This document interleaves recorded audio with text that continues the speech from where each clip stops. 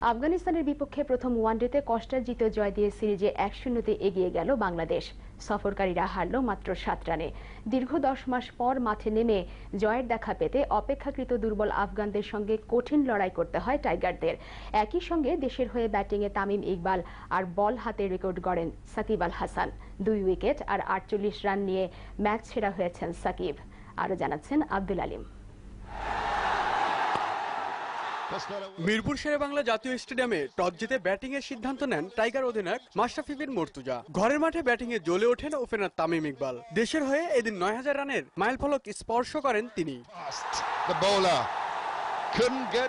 ব্যক্তিগত 37 রানে ইমরুল আউট হলে তামিমকে সঙ্গ দেন মাহমুদুল্লাহ। এরপর ক্যারিয়ারের 33তম অর্ধশতক করে 80 রানে প্যাভিলিয়নের পথে হাঁটেন তামিম।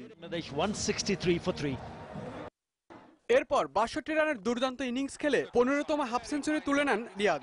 এখানেই শেষ নয়, দুর্দান্ত ব্যাট করলেও অর্ধশতক থেকে মাত্র 2 রান বাকি থাকতেই আউট হন সাকিব আল হাসান। শেষ বলে সবকটি উইকেট হারিয়ে 265 রানে থামে লাল সবুজ শিবির। 266 রান তাড়া করতে নেমে শুরুটা দারুণ করেন আফগান দুই ওপেনার। তবে দলীয় 46 রানের মাথায় মাশরাফির তোপের মুখে পড়ে সাজঘরে ফেরেন মোহাম্মদ শেহজাদ। এরপরই এলবিডব্লিউর ফাঁদে পড়ে মাঠ ছাড়েন সবির নুরি। আফগানের তৃতীয় উইকেট জুটি ভেঙে দেশের হয়ে 3 ফরম্যাটে সর্বোচ্চ উইকেটের রেকর্ড গড়েন সাকিব আল হাসান।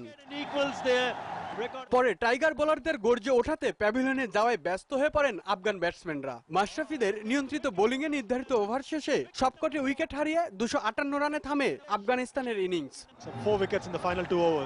আব্দুল আলিম, মোহনা, স্পোর্টস ডেস্ক।